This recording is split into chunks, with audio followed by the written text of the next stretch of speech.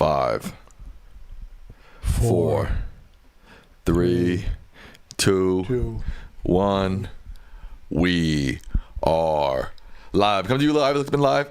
Say what's up to the people, Dad. Hey, welcome to our very smart, very shrewd, and very with it guests.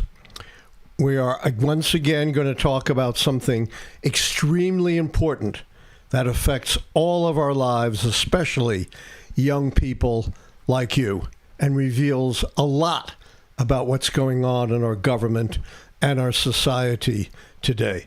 There's a great book that influenced me a great deal when I was younger by Robert Pirsig.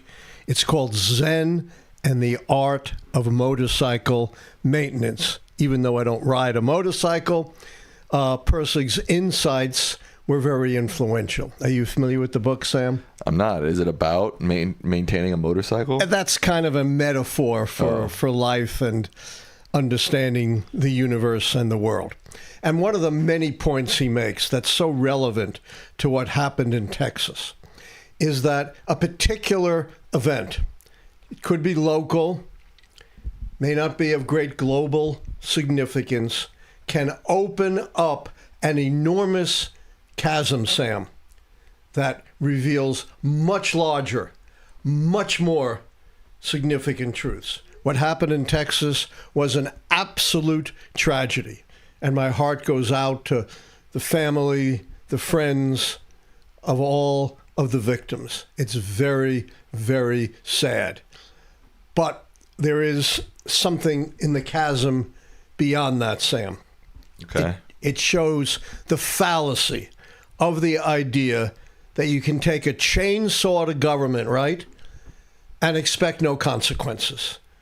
That, no harm comes from cutting back on government. After all, government really doesn't do anything, does it, Sam, that's of any value, right? It does a lot.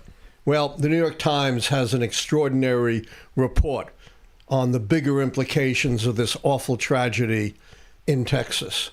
They note, quote, crucial positions at the local office of the National Weather Service were unfilled as severe rainfall inundated parts of central Texas, prompting some experts to question whether staffing shortages made it harder for the forecasting agency to coordinate with local emergency managers as the floodwaters rose. While there's been all this attention on the accuracy of the forecasts, and I'll get to that in a little while, less attention has been paid by these awful effects of cutbacks, which undermine one of the most crucial functions aside from forecasting, and that is coordination with local agencies designed to provide warnings and ameliorate the effects of a weather disaster. Now, add to that the fact that the county in Texas, also, very conservative, was not fully staffing its early warning operations. It was way negligent in establishing early warning for its residents in danger. Once again, demonstrating, not funding, not bolstering government matters, and it affects people's lives. And I just want to add that, don't forget, I was a firsthand witness to this. Donald Trump, Doge, Elon Musk, they did not go about their cuts trying to make government the most efficiently, they didn't go about it trying to make government more efficient. They just went in with the chainsaw, right? So, if they wanted to make cuts and they thought it would make things in the government move more smoothly or et cetera, okay, but there was no analysis, at least none that I saw of any. None, Sam. Right. None. So don't You're forget that right. they didn't do these cuts like they said they were going to do to make government more efficient, to make it work better. They went in with the chainsaw, and now we're seeing the ramifications of that. Exactly. They claimed, we're just cutting waste and fraud. Well, they did no analysis whatsoever to actually identify waste and fraud. They did no analysis whatsoever to figure out what cuts might be necessary and work, and what cuts, like to the National Weather Service. And we talked about the brutal cuts to USAID, which experts in the field tell us are going to cost not hundreds, not thousands, but millions of lives. But it's not of just the most vulnerable people abroad. It's not just USAID. I know that gets a lot of attention, but all government agencies saw major slashes. I mean, again, willy-nilly. Right, willy-nilly. I was at the FAA. They fired people simply because they were within a year of being hired as a federal employee, right? They cut all those people. They didn't analyze if their jobs were essential or non-essential, et cetera, et cetera. And the Supreme Court just said a couple hours ago that was all fine. It's just fine, yeah. Now, there is a loophole. I'll get to the Supreme Court decision in a moment. But you're absolutely right. You know, you take a chainsaw to government. The assumption is no one is needed in government, right? Doesn't matter who you cut. You know, it's kind of like the old line from the Mikado. It really doesn't matter who you put upon the block. They never will be missed. They never will be missed. Well, that seems to be the guidance of this administration. No matter who you cut, it doesn't matter. They never will be missed. And in fact, they are missed, and missed in a very serious way, as we've seen in this tragedy in Texas. And this is being, I brought up the AID because this is, as you point out, Sam, being multiplied throughout the agencies and departments of government. I think this event in and of itself really illustrates how deep their cuts and how broad their cuts were. You know, again, you hear a lot in the media about USAID, but everything was cut. And when you cut everything, you have, you know, weather services that are just gone now because of it. Not gone, but are significantly diminished. Hampered. And because the critical thing is, as bad as the forecast may have been, I'll get to that in a moment, it was the lack of coordination, and that was the fault both of the Trump administration and the conservatives in the county, who didn't do their job of providing adequate warnings and safeguard for these floods. You know, again, distrust of government. Government doesn't matter. We don't need to beef up our governmental protections against these weather catastrophes. Here's the other thing. There's so much involved here, as I said. Persick says, you know, you tap on one thing and it opens this huge chasm of insight into so many other things. Weather forecasting is tough, Sam, right? Sure, I mean, not an easy thing, particularly events like this. And the NOAA, the National Oceanic and Aeronautic Administration, was conducting serious scientific research to try to improve our forecasting capacities, to avoid tragedies like we saw in Texas. And guess what Trump did to that research? Ended it. Ended it. Cut it. Just as he's cut vital medical research and other critical research throughout the government. You know, one of the singular things that has always made America great, Sam, to use a phrase, is our preeminent position in scientific research, in the arts, the humanities, the social sciences. Our brains are our strength.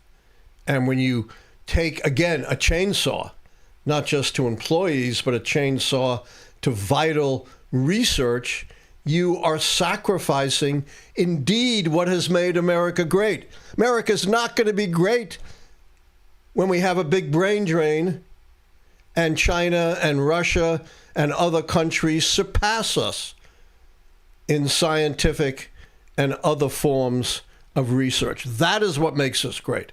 That is what makes us strong. That is what distinguishes us from every other country around the world, and Trump is sacrificing that. This is another thing I don't get. Why, you know, it seems so obvious to me that Trump and his MAGA leaders, it seems so obvious to me that they set out this agenda to attack the U.S. government and call it the deep state, et cetera, et cetera. One, to cover Trump's ass from his transgressions, and two, to give themselves more power. I just don't get why Americans didn't see through that. It doesn't register to me. I agree with you. They were warned. You know, we spent months on this show warning them, and we weren't the only voices warning them. Because the thing about Trump is he's right out front. He doesn't try to hide who he is.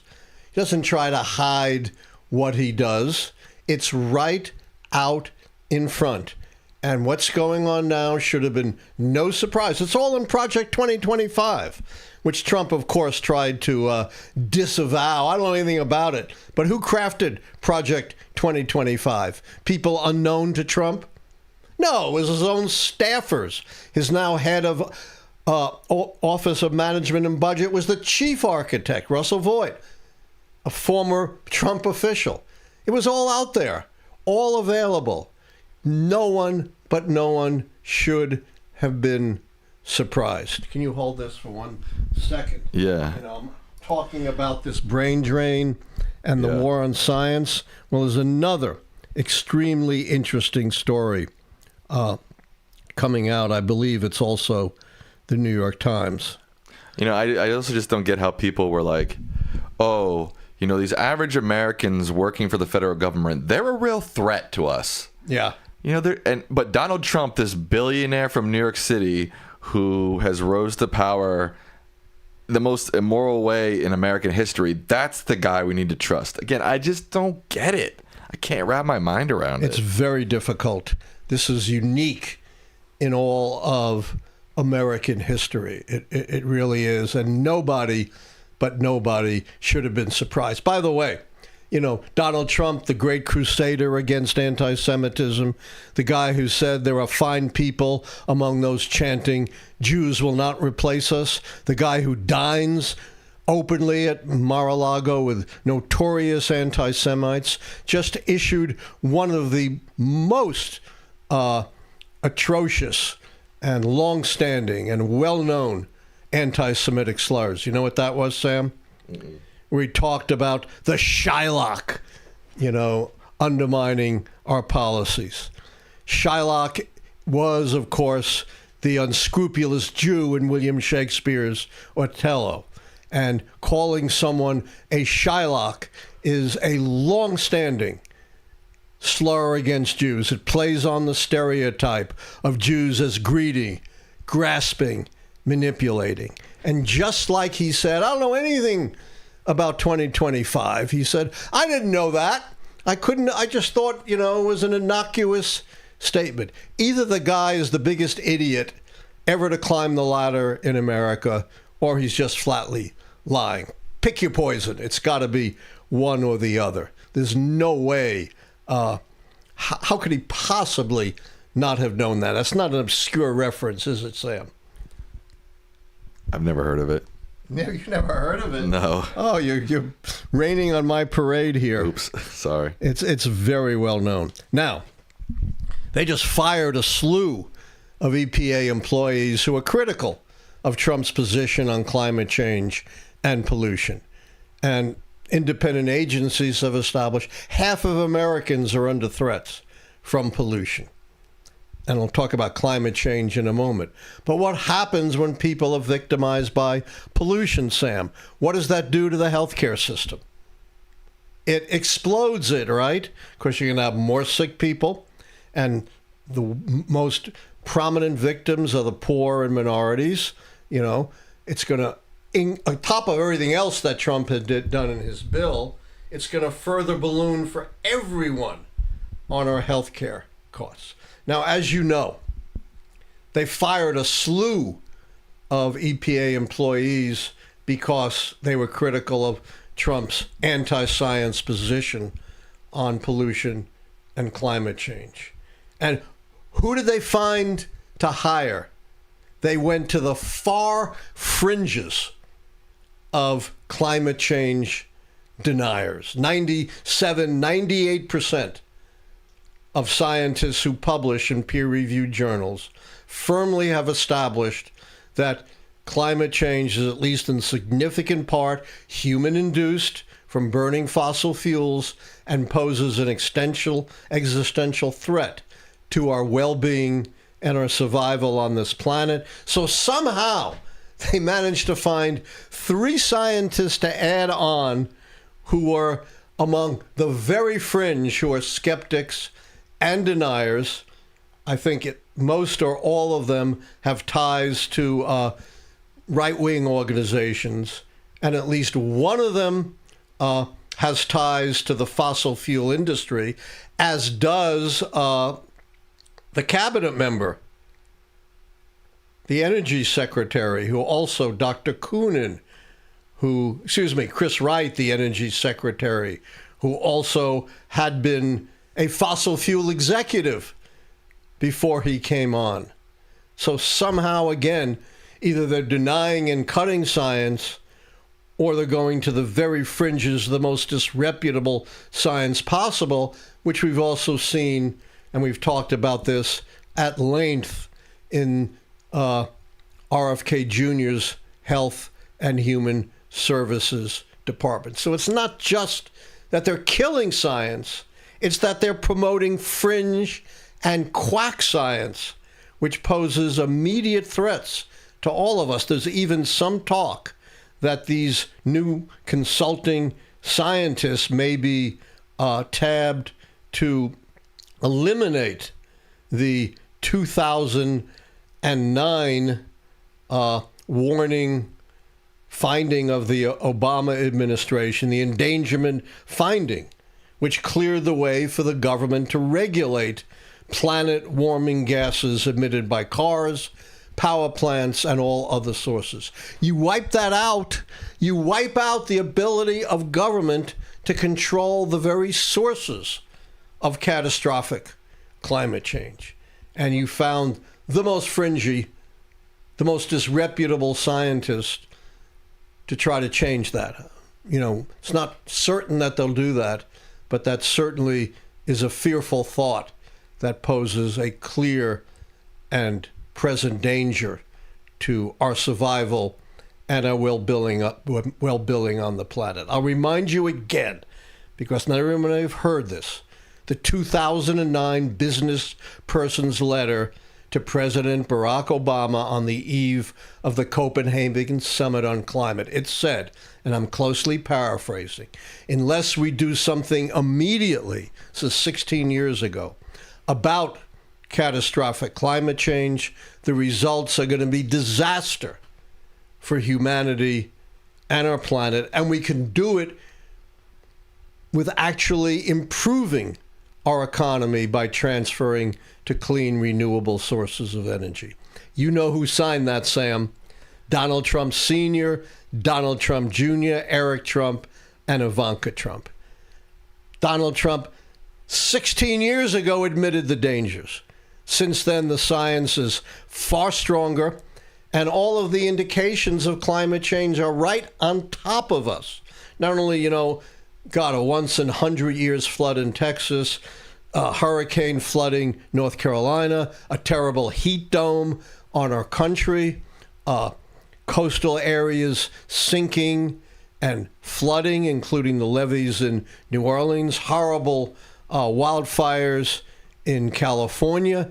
It's a concatenation of events. It's not just singular weather events. And I do not understand, since they bear the brunt of it, why Trump supporters in red states are not rising in outrage about what this administration is actually doing. Now, you had something to say, Sam, about this, I think it's today's Supreme Court ruling. I already said it. Yeah, well, let's repeat it because it's very important.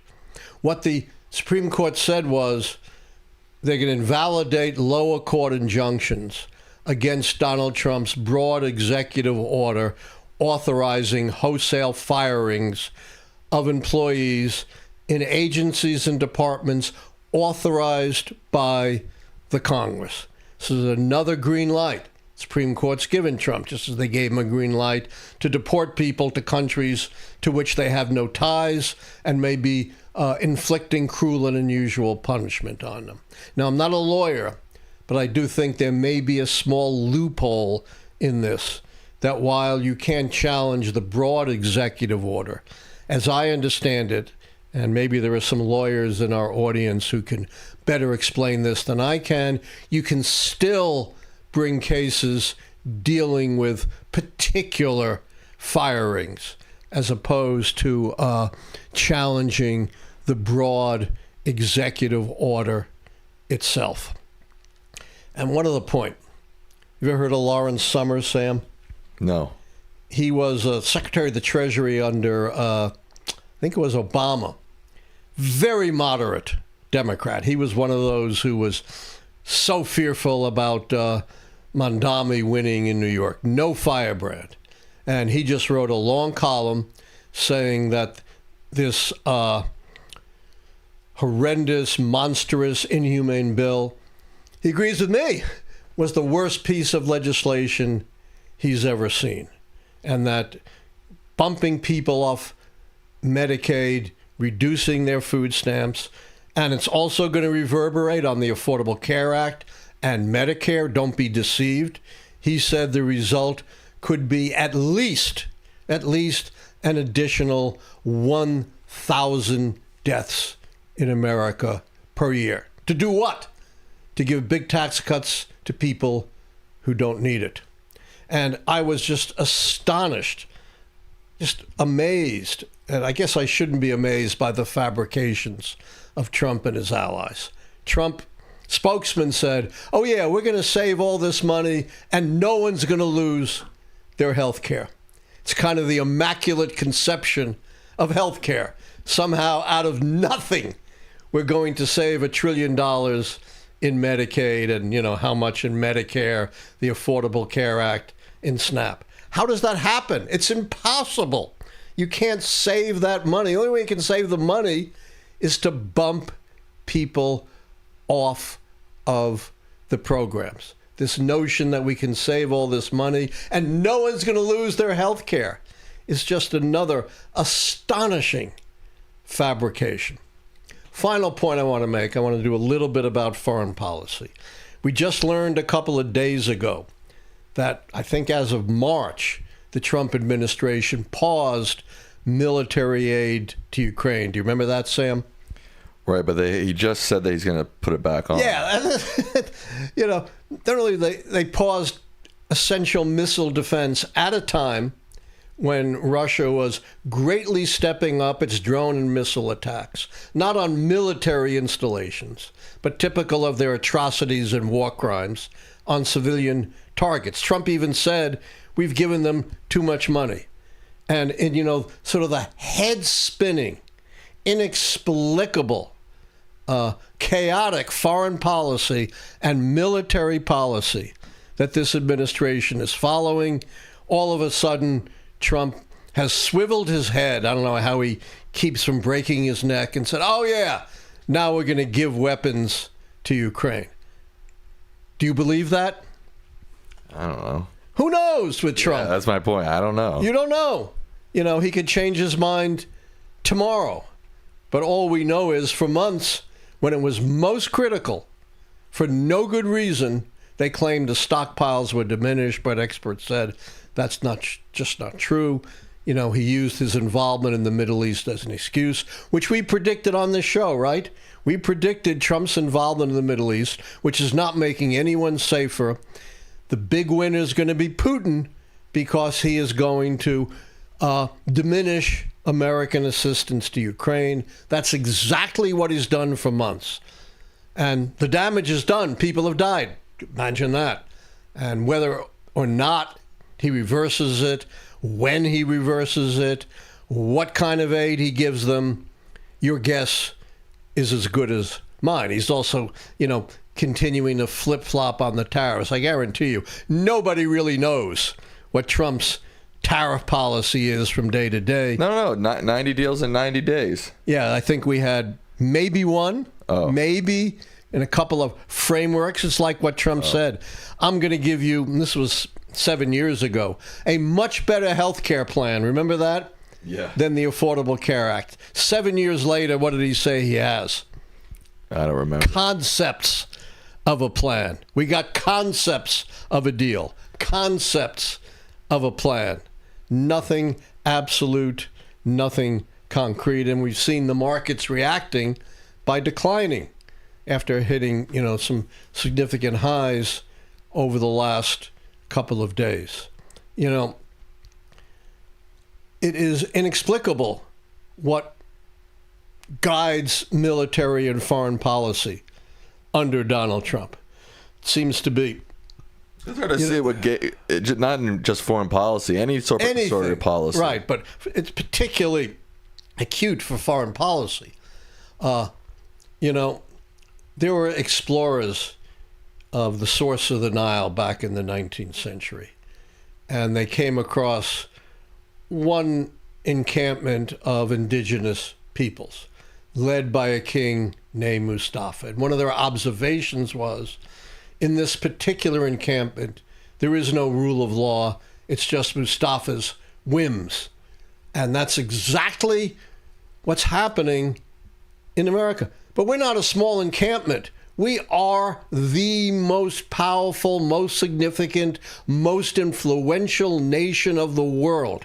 And we cannot be governed by one man's whims that seems to change daily, as you say, not just in the critical area of foreign policy, but in everything.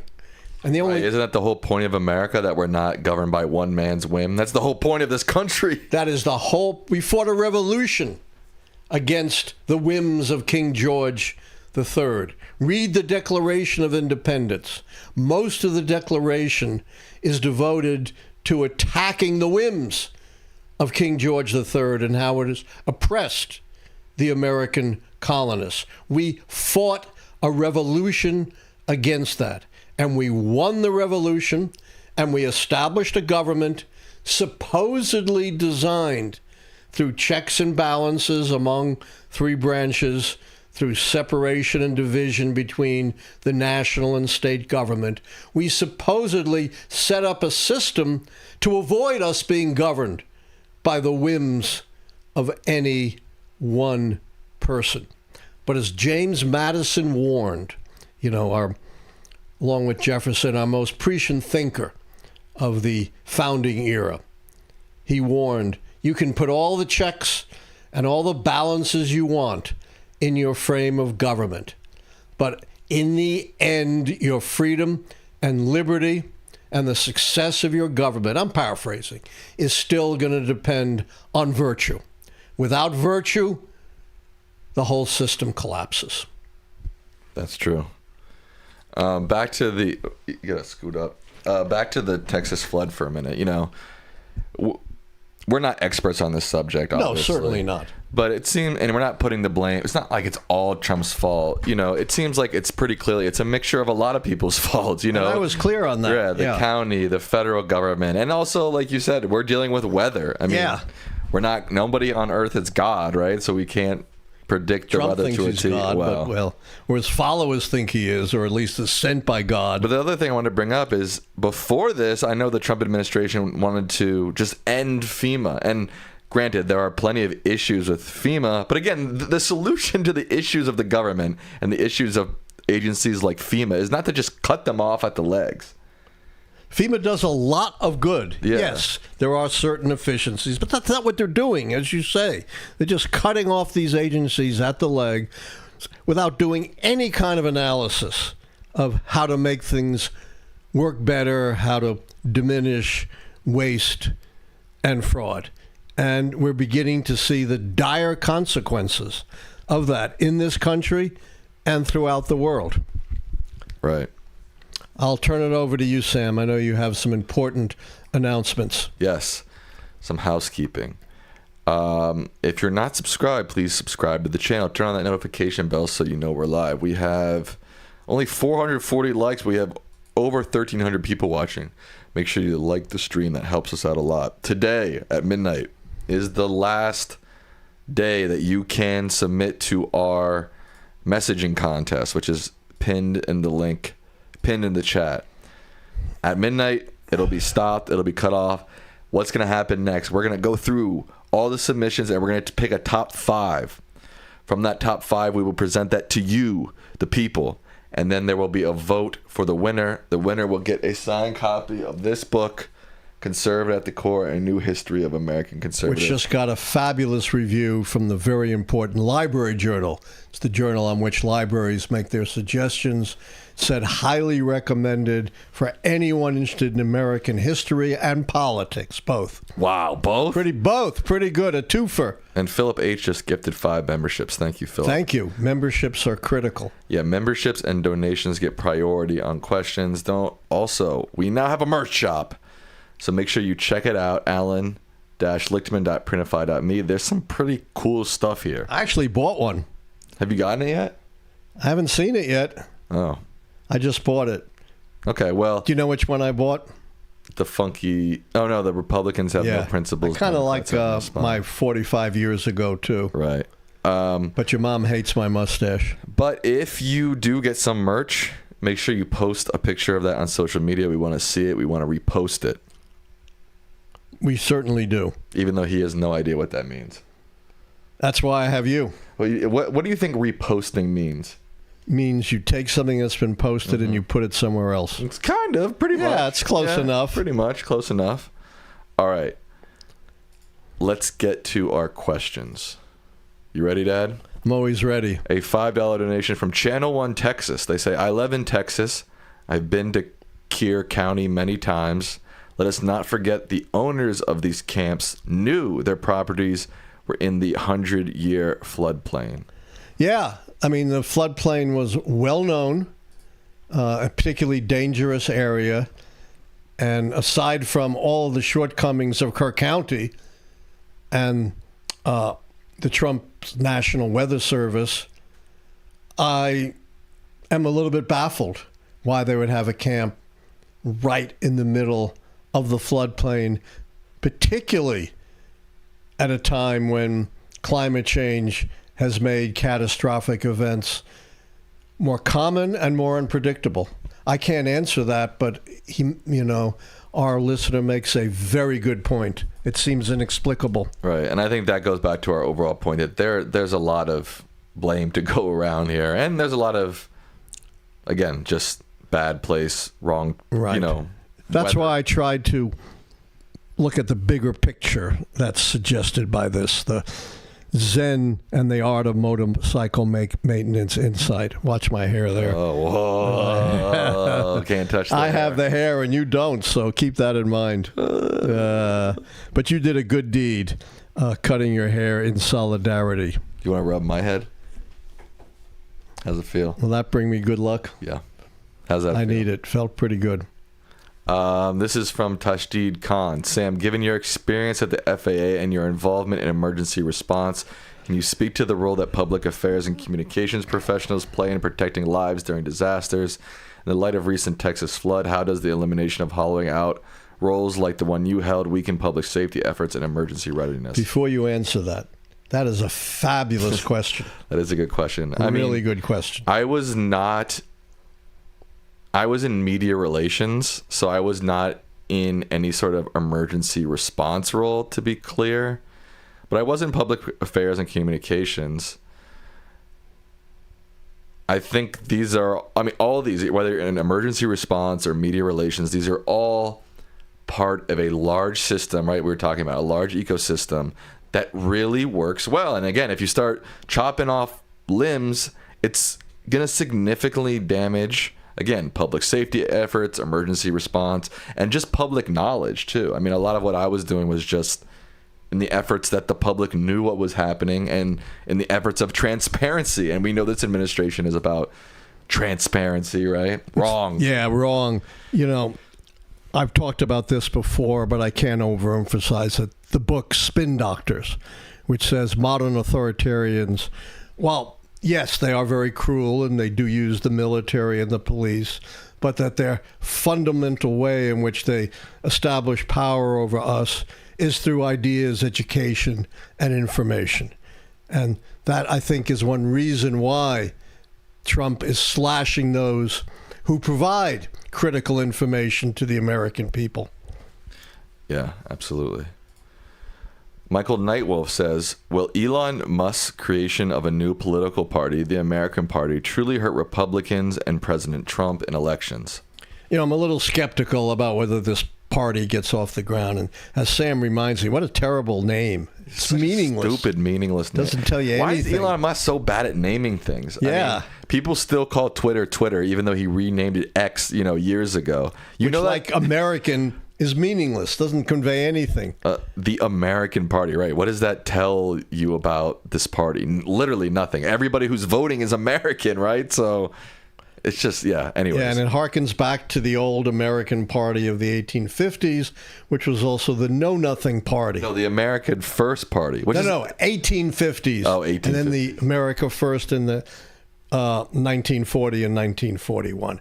But presuming he gets it off the ground, and I'm a little skeptical, it's definitely going to be more detrimental to Republicans than to Democrats. I don't think too many Democrats or Democratic-leaning independents are going to be attracted to Elon Musk's party. Nor will a lot of Republicans or independent-leaning Republicans. But it doesn't take much. American elections are close, particularly in swing states and swing districts. And even if it drained 4, 5, 3% from the Republicans, that could be decisive. I remind you, back in 1912, Theodore Roosevelt divided when he ran as a Progressive Party candidate independently. He split the Republican Party, which was the dominant party of the time, and that elected Woodrow Wilson, the Democrat, in 1912. And it's important to know, too, that Elon Musk has made all these decisions about the America Party through Twitter polls. Did you know that? No. Yeah, so he put out a poll saying, do you want a new party, et cetera, et cetera. And, I don't know if he doesn't know this or he's just purposely ignorant to it. It's like the people who are voting on Twitter polls are, one, not necessarily American, and two, Elon Musk fans. They follow him. They vote in his polls. It's not a very good snapshot of a realistic poll. You know what I'm trying to say? Yeah, great point. It's not representative. But let me tell you, even the scientific polls, they always show a big chunk of the American people are willing to vote for an independent candidate or a third party. But when it comes down to it, they get very few votes. They don't hold any seats. There are, some independents in the Congress, like Angus King, the senator, but they're really, or Bernie Sanders supposedly, but they're really leaning towards one party or another. Those are caucusing with the Democrats. There aren't really any office holders who are distinctively members of third-party organizations. Ross Perot did really well in 1992. He got 19% of the vote. And he had one big advantage, and it's the same advantage that Elon Musk has. What did Ross Perot have that most third-party candidates don't have? Do you know? Money! He was a billionaire, nowhere near Elon Musk, but he had big money for 1992. And if Musk is willing to put a lot of money into his movement, whatever it is, it could drain votes and turn elections against Republicans.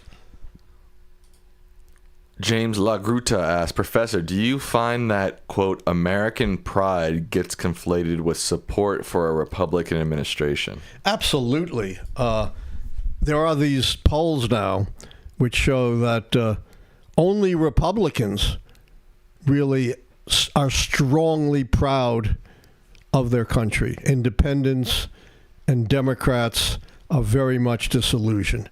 And, Trump tries to make you think that if you're a good American, that means you have to support them. Those who don't support him, he says, they hate their country.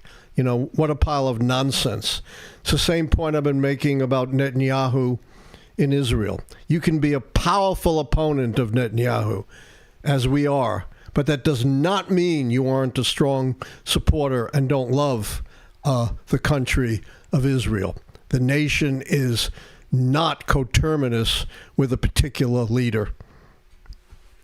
Coterminous, that's a big word. I sometimes use big words. I am a professor, remember? Oh, you think you're a smarty pants, huh? Yeah, I'm not some, guy off the street. What's wrong with the guy off the street? I like guys off the street, but they're probably not going to use big words. How do you know? Well, they might. We can invite some and see what they do. What are you drinking tonight? The Elixir of Life, Dr. Brown's.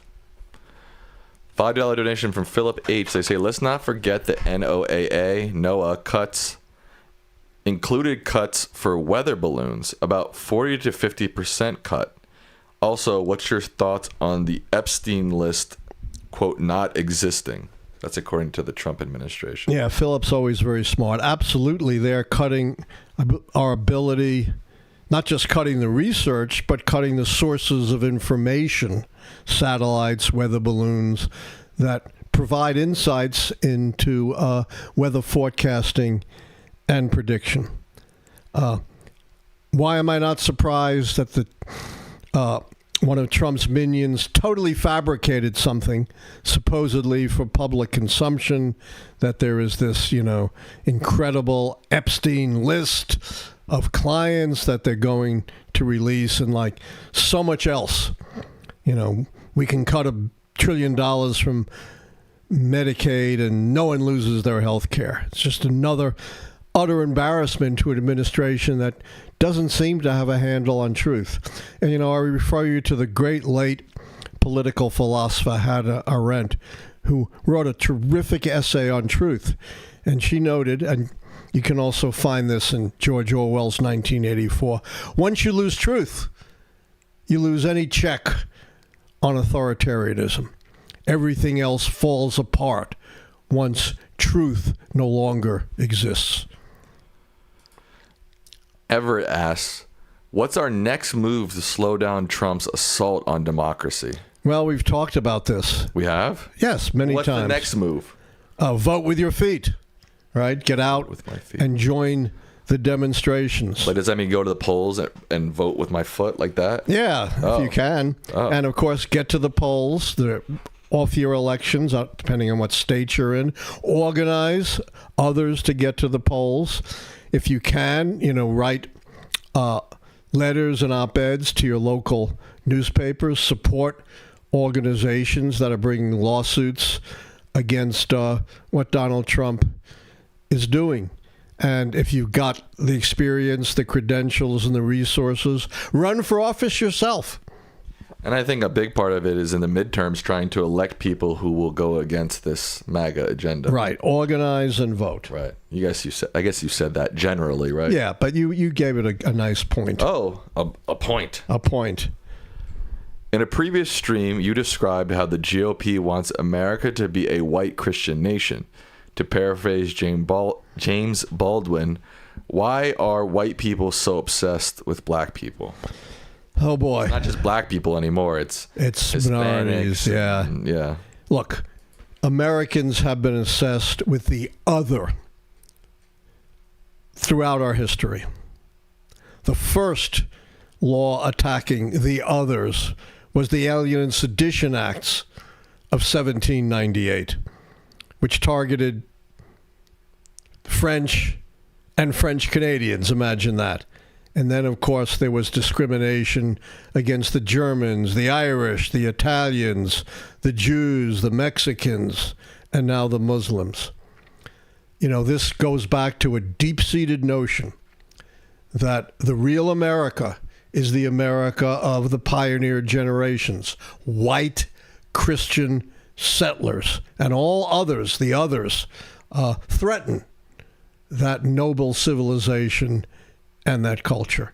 And, of course, the most enduring minority is African Americans, who were enslaved for hundreds of years, who were subjected after that to horrific Jim Crow discrimination, and who are the victims of the worst kinds of stereotypes, that black men rape white women, that blacks are inherently dangerous, inherently criminal, or in, more sophisticated, although equally backward ideas that they're inherently inferior and are dragging down the country. Just as I've said so many times, America, throughout its history, has been a polarized country. On the one hand, America is a tolerant, diverse, multi-ethnic, multi-religious society that welcomes diversity.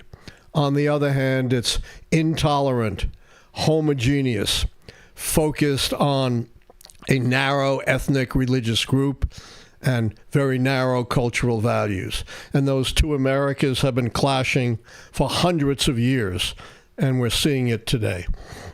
Sometimes America does feel like a giant country of contradictions. Absolutely. Yeah. In reaching out to Trump voters, as in the ones who aren't too far gone, should Dems be blunt and forceful or more gentle with them? What have I said is the Dems' problem, Sam? No spine. No spine. You know, as I wrote in my article with Jesse Jackson decades ago, Democrats need to be bold. You can't play not to lose because that's a sure way to lose. Republicans have succeeded by being bold and being unafraid. And Democrats cannot worry, oh my God, if we're too bold and too outspoken, Republicans will criticize us. Republicans are going to criticize you no matter what you do. Have you not learned anything from Merrick Garland, an eminently qualified nominee for the Supreme Court under Obama, a very moderate judge, maybe the best judge in America, did nothing to attack and diminish Republicans, and they didn't even give him a hearing over many months, much less a vote. Learn the lesson. You can't coddle the opposition. It doesn't work. Good point, Dad. Professor, if we blame Trump for the Texas floods, then it's fair to say over 250 deaths from Hurricane Helene is Biden's fault, plus the LA fire deaths. That's apples and oranges. I didn't, broadly blame Trump. I pointed out specific deficiencies that I thought could have contributed to the tragedy. And then I looked at it more broadly. What Trump did with the LA fire deaths was claim it was DEI, it was diversity, equality, and inclusion. Absolute nonsense. He didn't point to anything specific about that. He just issued one of his blanket accusations. And incredibly, his allies were claiming somehow Democrats were manipulating the weather for Hurricane Helene or diverting, and this is a complete falsehood, hurricane assistance to migrants. That's the difference. Apples and oranges. I like both apples and oranges. Do you? Mm-hmm. Yeah. How much time do we have left? 12 minutes. Oh, we can answer quite a few. Although some of these are pretty long, but our members are so smart. This is from Maeve. They say, Professor, after reading the Declaration of Independence listing the grievances of King George, Trump and the current government has also committed 30 of these same acts 250 years later. What would you suggest we do? George Washington isn't here to lead a revolution, nor do we have leaders like Adams, Franklin, Hancock, etc. How do we citizens save our democracy and our country? I wish we had some more Franklins and Hancocks and Nathan Hales, Thomas Paines, Thomas Jeffersons, George Washingtons. We're sadly deficient. As I said, the leadership of both parties is deficient in different ways. Republicans have no principles. They just want to gain power, help their wealthy friends and donors, and Democrats don't have the spine to stand up to them and to develop a compelling, significant message of their own. We've got to keep the pressure on. It's up to us as ordinary Americans. And in answering, I think, a question a few minutes ago, I outlined 4 or 5 things we can do. Oh, right. You did do that. Good work. Yes. And, it was appalling to me. Really? What the was? Democrats' response to Mamdani's win in New York. Oh, we're so worried. He's too radical. The Republicans will attack us. Yeah. The absolute wrong response. The right response should have been, all right, we may not necessarily agree with everything he stands for, but what can we learn Right. from the way in which he inspired volunteers? Does Chuck Schumer inspire that? I don't think so. No.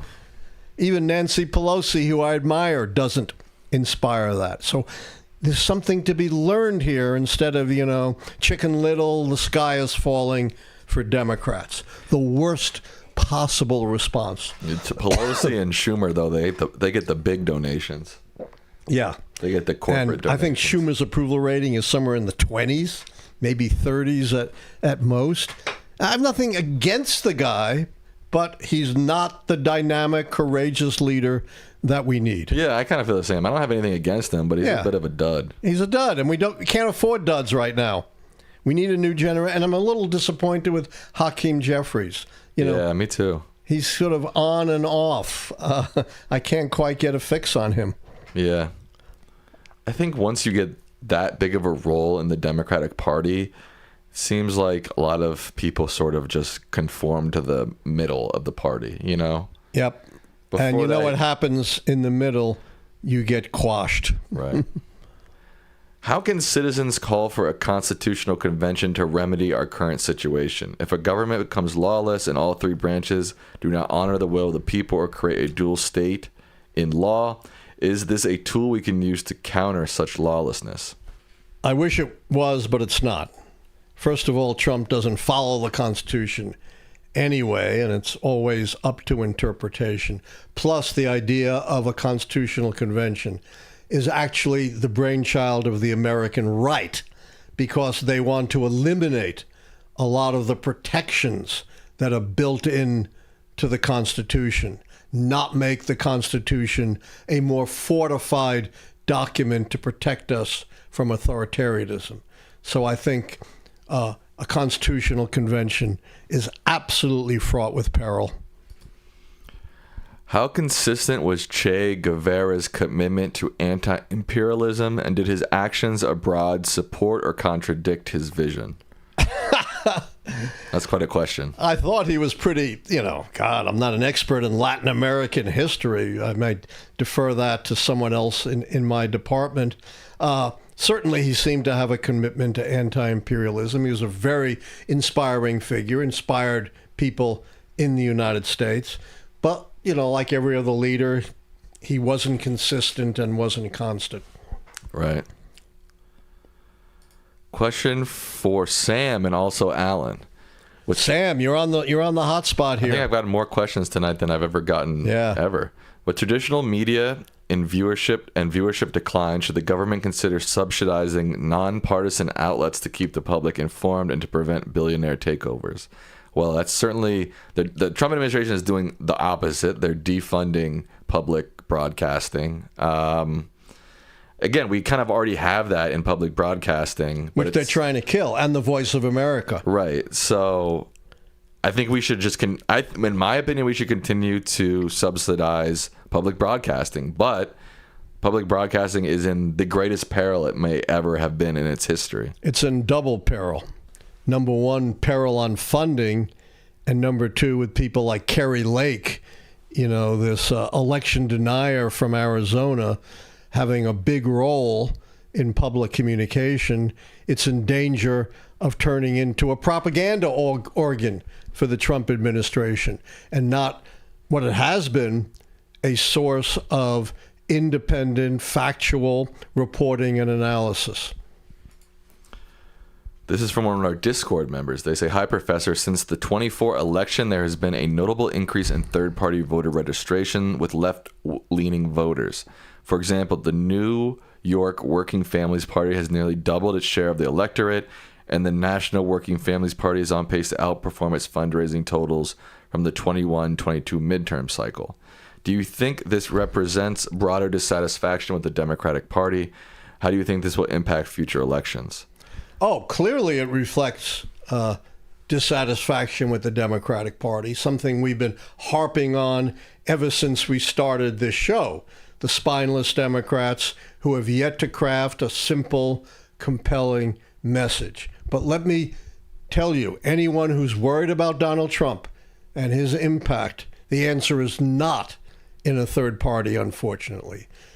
We are essentially a two-party system, and the real alternative, unfortunately, are Democrats who, for all their deficiencies, do not pose the same threat to our democracy and freedom as does Donald Trump's MAGA movement. And to the extent left-leaning voters are looking to third parties, it is going to strengthen Trump and the MAGA movement, not weaken it, just as Elon Musk's new party is likely to have the opposite effect, to weaken Republicans and strengthen Democrats. But our choice is really between the two parties, and that's been true throughout American history. Third parties have come and gone, and they've been important. You know, they brought new leaders into public life. They've developed important issues, but no third party has ever survived as an enduring, significant influence on American life or a source of winning office holders. And don't give me the example of the Republican Party. That was not a true third party. There was a gap with the collapse of the Whig Party, an opening whereby only the Democratic Party was left as a major party, and the Republicans challenging the know-nothings filled that gap and became not a third party, but America's second party as of 1860, establishing the modern two-party competition between Republicans and Democrats. Don't you think it would be smart for Democrats to say, hey, working party's family, hey, working families party, I just said that, come on, run as Dems. Run as Dems. Yeah. Join us. That would absolutely incorporate them. And that's been done, by the way. Third parties have often been incorporated into the mainstream major parties. The Green Party was very much incorporated when it was a real Green Party into the Democratic Party, or the Libertarian Party was to an extent incorporated into the Republican Party. The Tea Party movement was incorporated into the Republican Party. The Civil Rights movement of the 60s was incorporated into the Democratic Party. That's the way you get things done. 3 minutes left. 3 more questions? Sure. Or more? Or 3 less? more. More or less. Do we have good news after this? The good news after this is that the Lichtman Live post show is coming up on my channel. Wow. You all better be there, or else. Just kidding. There's no or else. Yeah, they're out there in the ether. Nothing you can do. And I wouldn't do anything to them. Of course not. Are there any historical past or precedents that blue states can follow to not pay federal taxes? I don't want to pay for ICE or concentration camps, and I live in a blue state that estimates say pays $15 billion more than we receive from the federal government. How can my state retain that amount, and how can I, as a citizen, encourage my state to do this? You're absolutely right. Blue states pay more in taxes and get less in benefits than the red states. And I don't know why the voters in the red state haven't awakened and realized the cuts that Donald Trump is making hits them much harder than it hits people in the blue states. It's really astonishing. I certainly am not going to encourage anyone not to pay their income taxes, particularly under the Trump administration. God knows what could happen to you. But somehow, and I've never been able to figure it out, Trump, who's a billionaire, lives the lavish lifestyle of a billionaire, pays no taxes. You know, his maids and secretaries pay taxes, but somehow Trump does it. And maybe you can, I haven't been able to figure out, maybe you could figure out how Trump does it, presuming it's legal, and model it. How about I model you, old man? Why not? Hello, Professor. I'd like to know how successful Abrego Garcia would be in suing Trump for his illegal deportation and consequential suffering. It's almost impossible to sue the government, especially the president. I don't think he's going to get anywhere with such a lawsuit. He's going to be lucky not to be sent back to some, maybe not the one in, where is it, El Salvador, but to some other hellhole around the world. He's, unfortunately, the government has tremendous immunity when it comes to lawsuits. Last question. Last question of the night before the Lichtman Live post show comes up. This is from RM Bells. What is your take on the whole ridiculous Epstein stuff? Is it just noise and a classic red herring? In a sense, of course it is. But it also is indicative of how sloppy this administration is, how little they adhere to knowledge and truth. It may be a small thing, but it's indicative of much bigger problems that we now face as Americans. All right, with that, we will wrap up Lichtman Live for this evening. Shout out to donations who didn't get on air. Fry Jemmy, Joe, Casera, Gurin Sarah, Green Entertainment, Tiger Hermano, Junaid Nick, and Wendy Y. I want to say something real quick. Go for it. We're trying to grow our community. We're trying to grow the audience. We're trying to grow the message. So if you're watching, if you're watching now, live, if you're watching later, share some of our stuff online. Share it with people you know. Share it with friends, family. We've got shorts. We've got videos. We've got full live streams. We've got, the live stream episodes saved afterwards. Help us out a little bit. Share stuff on Reddit, on Blue Sky, on X, on Instagram, or just text your friends an episode or a short that they might like. Well, what do you think about that, Dad? I think that's brilliant. We need the help. It's just us, It's just us and Savannah. We're not a multi-million-dollar or, in Trump and Elon Musk's, X, a multi-billion-dollar outfit. We depend on the grassroots. Not even close. The multi-billion-dollar outfit, right? We're not close to even a multi-million-dollar outfit. No, we're nowhere near. But we're trying to get to 250,000 subscribers. We've been challenged. We're nowhere near that. Right, he's going to grow a mustache. We need help. I will grow a mustache, and I will give away another book. No! Yes, I will give away another book. Wow. If we get to 250,000 subscribers by the end of the year. We can't do it on our own, though. We need your help. Yeah, for sure. All right. Wait. What are your final words to the people, Dad? My final words are, if you want a good read Zen in the Art of Motorcycle Maintenance. And it really tells you to look beyond the immediate and to the bigger ramifications and the bigger lessons of what's going on. Okay. Thank you so much, everybody, for watching. We truly appreciate it. Hang out for the Lichtman Live post show. When's the contest ending? At midnight. All right, get on it. Get on it. Say goodnight, Dad. Good night, everyone.